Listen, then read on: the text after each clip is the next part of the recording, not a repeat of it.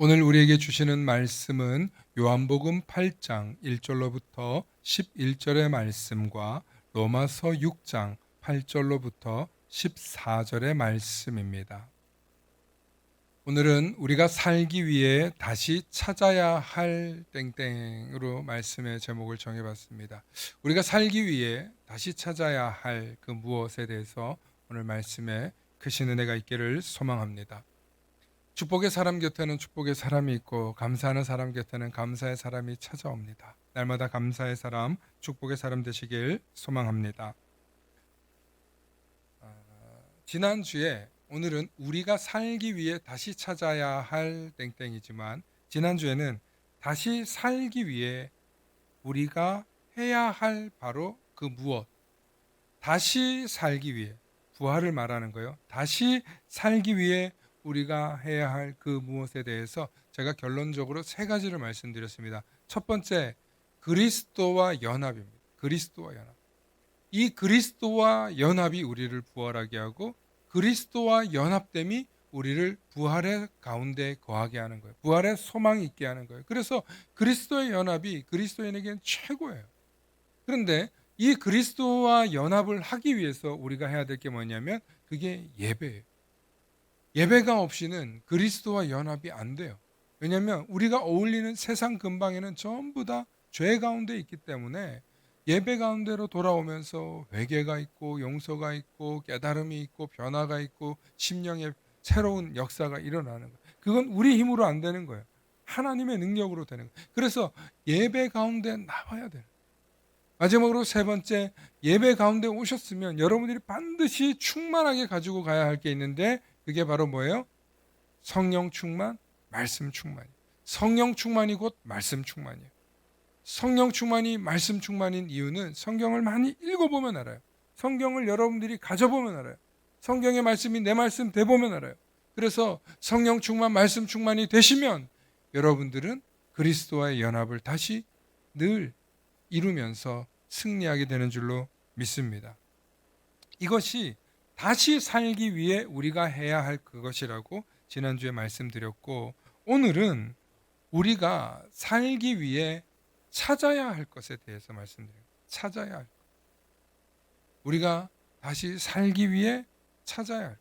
우리가 이 세상에서 힘을 내서 다시금 살아낼 수 있기 위해 찾아야 할 것.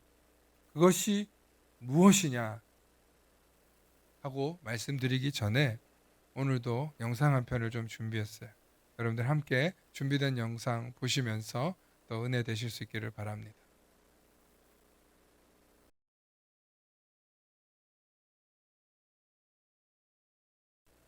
네, 오랜만에 트로트 한 곡 들으니 좋으시죠?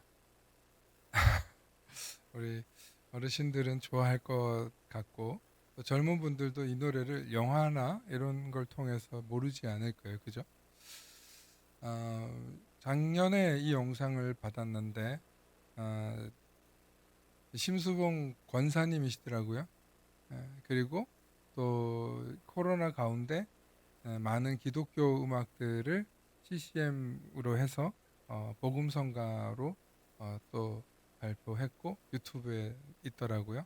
제가 또 조만간 여러분들에게 보내드리겠습니다. 참 이 유명한 연예인이고 이런 거를 떠나서 그리스도인으로 살고 계시는 어른들을 보면 참 고상하게 늙는 것 같아요. 뭐 현미 선생님도 그렇고 또 뭐 심수봉 권사님도 그렇고 뭐 현미 선생님 돌아가셨지만 그분도 권사님이고 유명한 권사님이죠. 뭐 전도를 많이 다니시. 나이를 먹고 세월의 흔적이 지나서 보면 결국에는 예수 그리스도의 사랑이 아니고는 그 어떤 것도 나를 자유롭게 할 수 없고 행복하게 할 수 없다는 것을 깨닫는 거죠.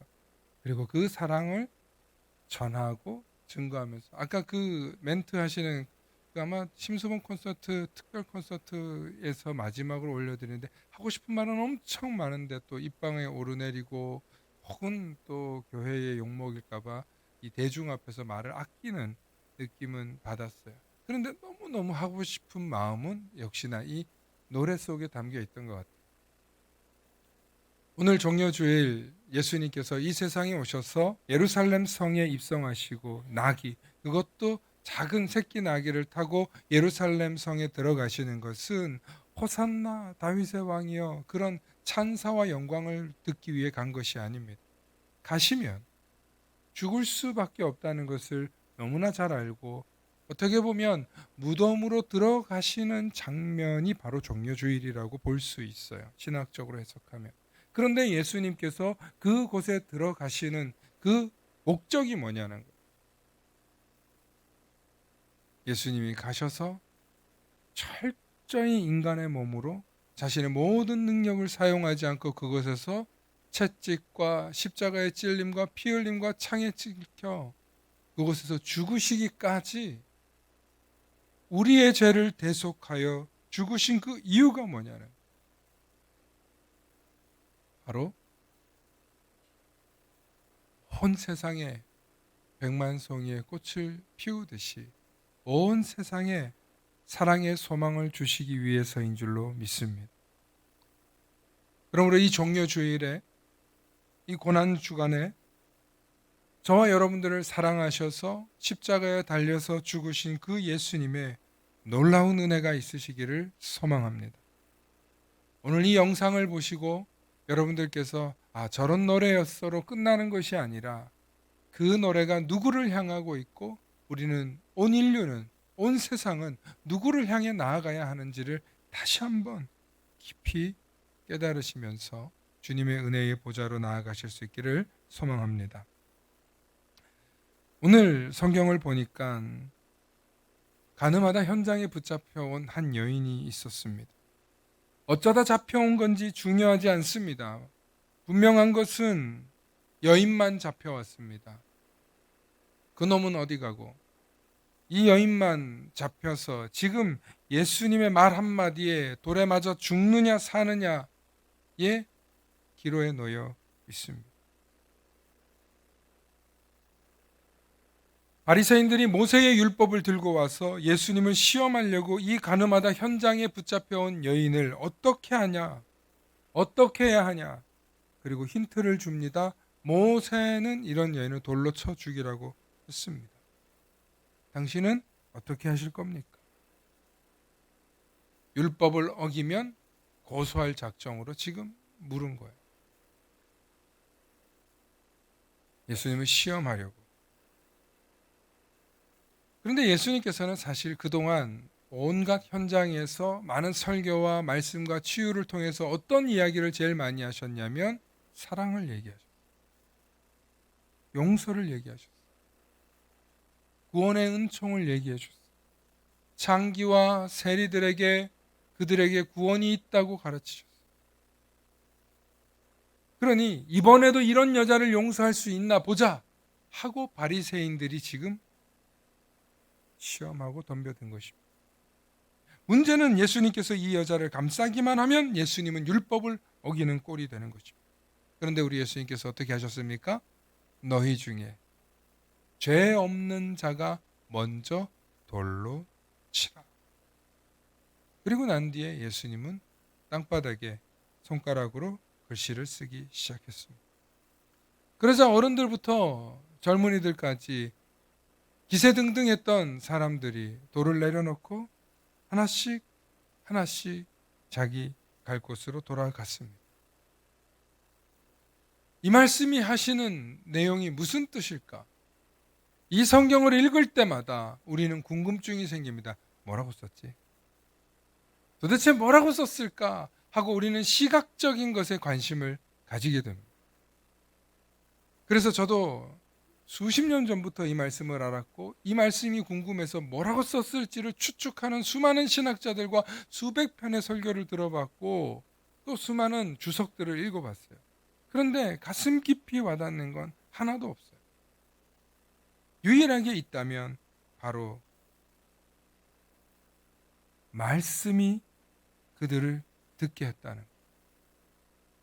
오늘 보십시오. 다른 힌트는 하나도 없어요. 예수의 말씀이 너희 중에 죄 없는 자가 먼저 돌로 치라.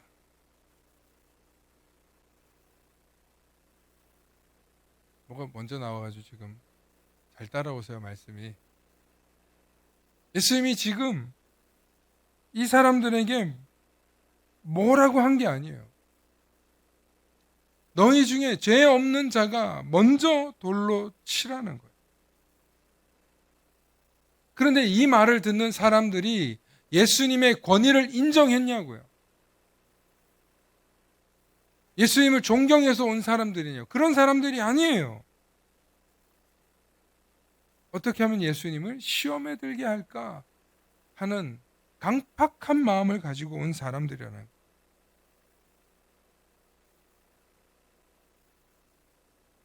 이렇게 강팍한 마음을 가졌던 사람들에게 예수님의 말씀이 들렸다는 거예요.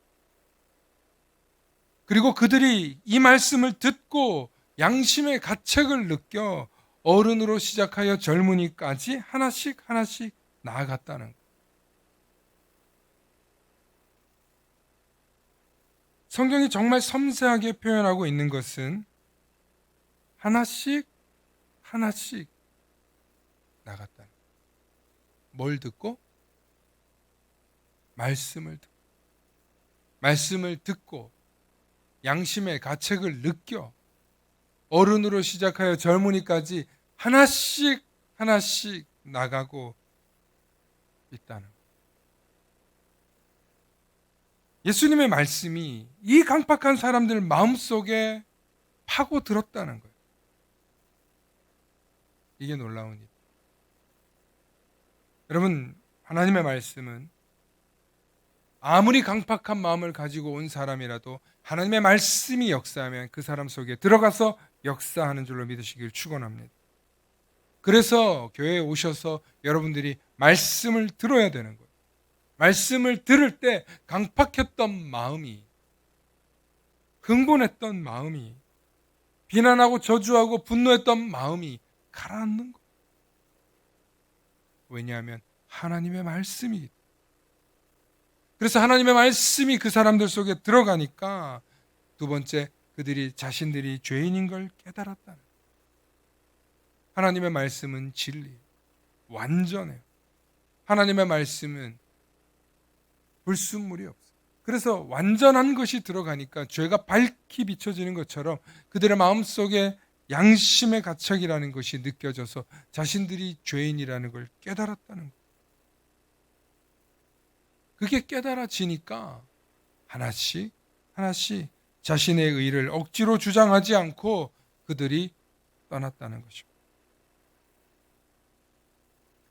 인생을 살다 보면 자기 의를 주장하고 자기 의를 높이는 분들을 봅니다. 예수를 믿는 사람도 있습니다만 예수를 알지 못하는 사람들은 일평생 자랑하는 게 있습니다. 내가 누군지 알아? 내가 뭐 한 줄 알아? 사실 보면 시정잡배 수준인 사람도요, 내가 왕년에 말이야 하고 나대요. 특히 남자들이 그래요. 특히 남자들이. 특히 지질이 못난 사람이 더 그래요. 못난 사람이 여자들 두들겨 패고 막. 어디로 갔지? 근데 저는 이 남자들의 이게 뭔지를 알아요. 저도 목사이지만 언제든지 우리는 그렇게 되는 종족이에요. 남자를 얘기하는 거예요. 여자를 얘기하는 게 남자가 그래요. 남자가. 그래서 남자 비하 발언이 아니라 남성들이 가지고 있는 특징을 얘기하는 거예요. 그래서 자기 의를 드러내려고 해요. 그런데 예수 그리스도를 믿는다고 하면서도 자기 의를 드러내려고 해요. 내가 얼마나 많은 업적을 쌓았고 내가 얼마나 많은 일들을 했는지. 그렇게 의를 드러내다 보면 우린 결국에 어디서나 갈등이 생겨요. 너만 잘났냐? 싸움이 나요.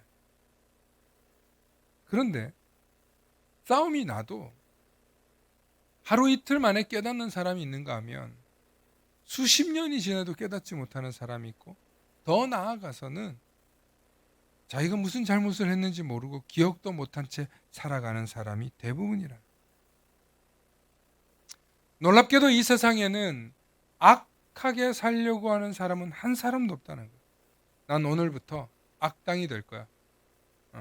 난 오늘부터 정말 악랄하게 살 거야. 그런 사람 한 명도 없어요.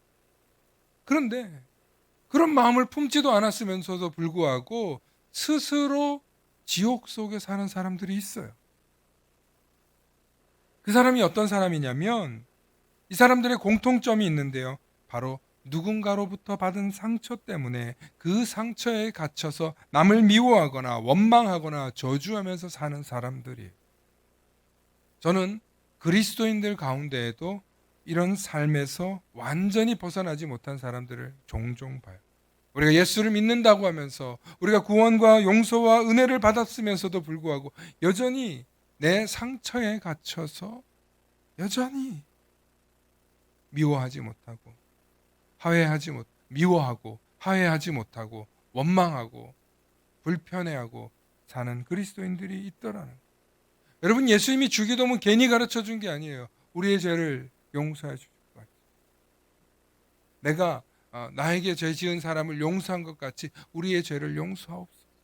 여러분, 우리가 남도 용서하지 못하면서 우리가 용서받기를 바란다는 거, 예수님 그 잘못됐다는 거예요. 우리가 지옥 속을 살아가는 사람들의 특징이 있어요. 자기는 용서받기를 원하면서 남은 용서하지 못하는 사람. 그래서 더 나아가서 내가 받은 상처 받기 싫어서 자기 안으로 꽁꽁 싸매는 사람들이 있어요. 더 나아가서 나도 상처 안 줄 거야. 나도 상처 안 주는 삶을 살 거야. 라고 말하지만 사실 스스로를 아무리 감추려고 해도 인간이 사회생활하면서 남에게 상처 안 주기 쉽지 않습니다. 생각이 다르고 위치가 다르고 관점이 다르기 때문에. 그런데 무엇보다 문제는 뭐냐면 이렇게 상처받은 사람들이 자기를 기만해요. 자기를 연민해요. 자기 당착에 빠져서 살면서 진리를 받아들이지 못한다는 게 문제예요. 이 진리가 뭐냐면 우리가 죄인이라는 진리를 받아들이지 못한다. 우리가 상처 때문만 우리가 이렇게 아파하고 힘들어하는 게 아니라 우리 속에 있는 죄성 때문에 우리가 아파하고 병들고 남들과의 관계를 회복하지 못하고 살아간다는 거예요. 특히 누가 그러냐? 남자들이 그래요. 자매들은요, 상처를 받잖아요. 그러면 이게 누구랑 이렇게 콩닥콩닥 씻든지 뭐라도 떠들든지 하면서 풀어요. 풀려, 자매들은. 그런데 남자들은 이 사회적인 구성, 특히 이 유교적인 문화가 강한 우리나라는 특히나 남자들이 어디 가서 말할 데가 없어. 그래가지고 소주병 앉혀놓고 걔랑 얘기하는 거. 정말이에요. 내성적이고 우울하고 상처받고 그러신 분들 특징이 늘 술병과예요. 이 술병이랑 얘기하면 얘가 그 순간에는 있게 해주는데 궁극적으로 자기 문제가 뭔지를 들여다보지 못하게 해요. 술이 뭐라 그러냐면, 그래 수고했어. 저 새끼가 나쁜 놈. 너한테 그런 저놈이 나쁜 놈이야. 하고 그렇게 기운을 북돋아주면서 내 문제가 아니고 상대방 문제로 돌이키는. 사실 들여다보면 전부 다 누구 문제예요?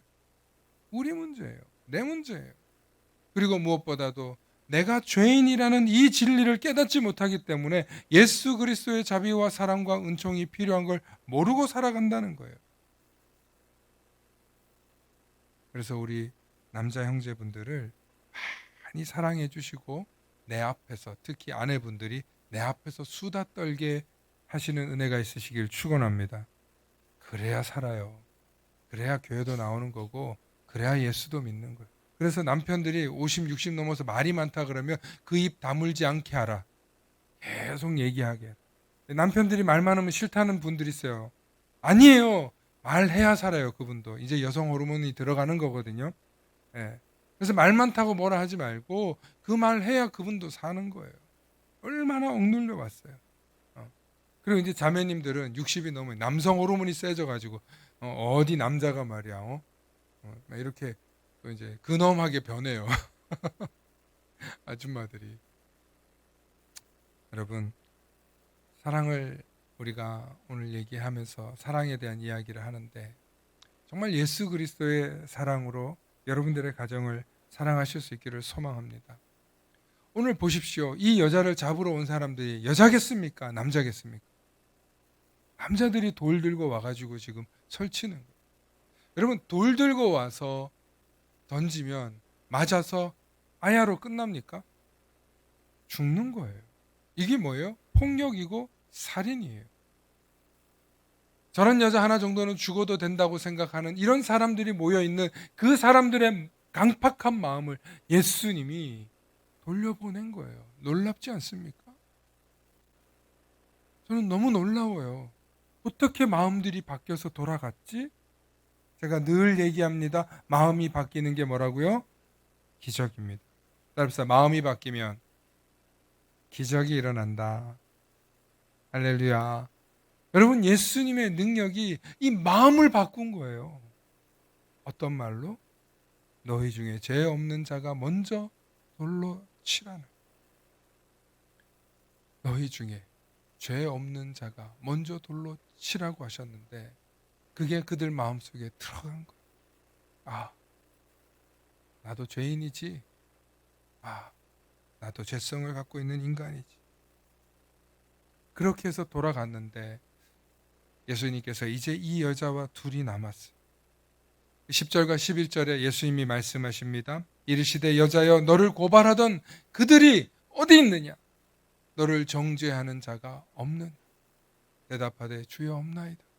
예수께서 이르시되 나도 너를 정죄하지 아니하노니 가서 다시는 죄를 범하지 말라 하시니라. 아멘. 저와 여러분들에게 주신 말씀인 줄로 믿습니다. 여러분, 예수님이 나도 너를 정죄하지 아니하노니 다시는 죄를 범하지 말라 하시는 예수님의 그 음성을 듣고 구사일생으로 살아난 이 여인에겐 어떤 변화가 일어났겠습니까? 예수 그리스도의 이 사랑이, 자신을 구원해 준 이 예수님의 은총이 이제는 덤으로 사는 인생이 되는 거예요. 변화가 일어났겠습니까? 안 일어났겠습니까? 또 가서 몸을 팔아 간음을 했겠습니까? 안 했겠습니까? 못하는 거예요. 오늘 우리 백만송이 장미에 보이는 그 영상에 보면 거기에 있던 여인, 돌 맞았던 여인이 그 장면이에요. 그리고 예수님의 십자가 달리시는 그때도 거기 현장에 있었던 것으로 역사는 고증해요. 사랑하는 성도 여러분, 우리가 살기 위해서는 이런 예수님의 사랑을 찾으셔야 될 줄로 믿습니다. 이런 예수님의 사랑이 우리를 찾아오면 우리를 변화시키는 거예요. 돌을 들고 그 여인을 죽이려 했던 사람들의 마음도 변화시키신 것뿐만 아니라 그 현장에서 죽을 수밖에 없었던 이 여인에게 새 날을 허락하여 주시고 덤으로 사는 인생을 허락해 주셨다는, 그것이 예수님의 사랑입니다. 만일 로마서 6장 8절에 만일 우리가 그리스도와 함께 죽으면 또한 그와 함께 살 줄을 믿노니, 바울이 이렇게 표현한 이유는 뭐냐면 그리스도께서 죽은 자 가운데서 살아나셨음에 다시 죽지 아니하시고 사망이 다시 그를, 예수님 앞에 죽음을 주장하지 못한다는 거예요. 이것이 부활의 현장이고 부활의 역사예요. 그래서 예수님과 함께 죽기로 하는 것이 우리에게 필요하다는 거예요. 바울이 하고자 하는 말씀의 핵심은요, 우리가 그리스도와 함께 죽었으면, 그런데 여기에 만일이라고 되어 있어요. 만일, 앞으로 일어날 일을 얘기해요. 우리가 정말 만일 저와 여러분들이 그리스도와 함께 죽으면 그와 함께 살 줄을 믿노니. 여기서 만일은요, 혹시나가 아니고 앞으로의 의미를 담고 있는 말이에요. 앞으로. 그러므로 우리 그리스도인들의 신앙은 항상 열린 결말이고 앞으로 나아가는 신앙이에요. 지금까지는 내가 어떻게 살아왔는지 모르지만, 지금까지는 내가 어떤 죄를 짓고 살았는지 모르지만 주님 앞에 나와서 주님과 함께 죽으면 주님과 함께 사는 은혜가 있는 줄로 믿으시길 축원합니다. 그래서 저와 여러분들의 신앙이 이 종려주일에, 이 고난 주간에 십자가에 달려 죽으신 예수 그리스도의 그 사랑을 느끼고 믿는다면 이렇게 결단할 수 있기를 소망합니다. 나도 예수 그리스도와 함께 죽으리라.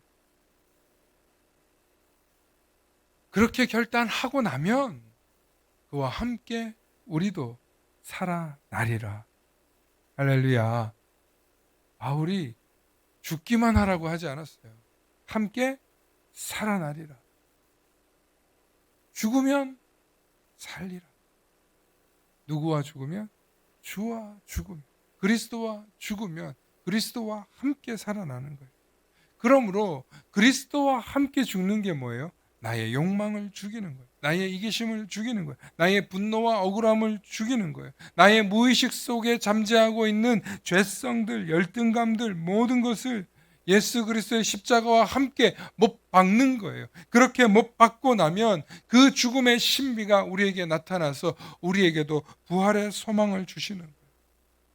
사랑하는 성도 여러분, 이 사순절에 늘 듣는 말씀일 수도 있고 또 부활절이 되면 늘 듣는 말씀일 수도 있겠지만 우리가 다시 살기 위해서, 우리가 살아나기 위해서 찾아야 할 것은 그러므로 예수 그리스도와 함께 죽는 거예요. 그게 참된 회개입니다. 참된 회개. 그러므로 우리가 이 사순절, 종려주일, 고난주간 이 기간 동안 우리가 정말 다시 찾아야 할 것이 뭐냐? 참된 회개. 오늘날 한국교회에 너무나 많은 사람들이 이미 예수님 나 용서해 주셨어, 용서해 주실 거야, 나 그분의 사랑을 알아. 그래서 앞서가서 내가 앞으로 잘못할 것까지도 용서해 주실 거야. 여러분, 그것은요, 예수님의 사랑을 잘 모르고 있는 거예요. 진짜 변화가 뭔지를 모르고 있는 거예요. 진짜 마음의 변화가 아직도 안 일어난 거예요. 앞으로 용서해 줄 것을 기대하면서 잘못하는 사람을 볼 때 여러분들 어떻습니까? 우리 애를 키우는데 우리 애가 아빠 나 앞으로 10년 뒤에는 엄청나게 아빠한테 상처 줄 거야. 용서해 줘. 주겠죠. 살다 보면 분명히 제 마음을 아프게 하는 날이 오겠죠. 그런데 그걸 미리 나 이런 잘못을 할지도 몰라. 알잖아 아빠 내가 얼마나 부족한 애인지. 여러분 우리가 그리스도 앞에서 그런 행동들을 하면서 신앙생활하고 있지는 않습니까? 어차피 응당 용서해 주실 테니까. 여러분 이것은 제대로 깨달은 그리스도인이 아니에요. 참된 회개는요, 따릅시다. 날마다 나의 죄를 십자가에 못 박는 것이다. 여러분 이 고난 주간에 이 사순절 절기 또 부활절이 되어서 이때만 우리가 우리의 죄를 십자가에 매다는 게 아니라 정말 날마다 나의 죄를 십자가에 못 박으시기를 축원합니다. 그렇게 나의 죄를, 나의 죄성을, 나의 못남을, 나의 연약함을 그 십자가에 매달고 나면 어떻게 되냐? 그 십자가에 매달는 걸로 끝나는 게 아니라 우리가 그리스도와 함께 부활한다는 거예요. 그리스도와 함께 능력 안에 사는 거예요. 그러니까 능력 있는 그리스도인이 되기를 원한다면 날마다 십자가에 못 박으시길 바랍니다. 그 능력이 어디서 나타나냐? 예수 그리스도와 함께하는, 예수 그리스도와 연합하는 그리스도인. 그래서 성숙한 그리스도인, 자기 십자가를 지고 가는 그리스도인, 성령의 능력이 나타나는 그리스도인, 그래서 복음의 열매가 나타나는 그리스도인, 내 삶에 예수 그리스도와 함께하는 기쁨이 있는 그리스도인, 이런 그리스도인을 우리는 성숙한 그리스도인이라고 이야기합니다. 사랑하는 성도 여러분, 자기 십자가를 이번 고난 주간에 지고 그 십자가에 나의 죄를 못 박으시면서 승리하실 수 있기를 축원합니다. 우리가 정말 반드시 살아야 돼요. 살아야 돼요. 그냥 살라고 해서 사는 게 아니라 정말 예수 그리스도와 함께 나의 죄성을, 나의 연약함을, 나의 악함을, 나의 이 못남을 그 십자가에 못 박으면 예수님이 다시 살려주신다는. 누구 때문에? 예수님 때문에. 자기 의를 드러내시는 하나님께서 자기의 의를 위해서 우리를 살리시는 거예요. 이 세상에 유일하게 자기 의를 드러내도 온전하신 분이 있어요. 하나님이십니다. 그래서 그 하나님의 의가 우리를 용서하시기 위해 이 땅에 예수 그리스도를 보내셨고 그분이 십자가에 피를 흘려 죽으신 거예요. 그러므로 오직 나는 살아도 주를 위해, 죽어도 주를 위해 그렇게 살아가시는 신앙을 저와 여러분들이 결단하실 수 있기를 소망합니다. 함께 기도하시겠습니다.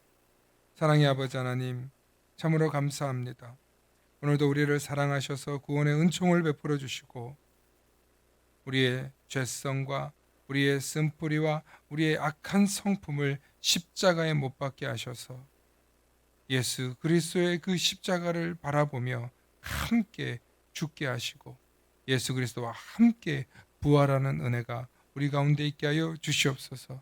그래서 온전히 주 예수 그리스도와 함께 살아나는 우리 모든 성도님들 되도록 축복하여 주시옵소서.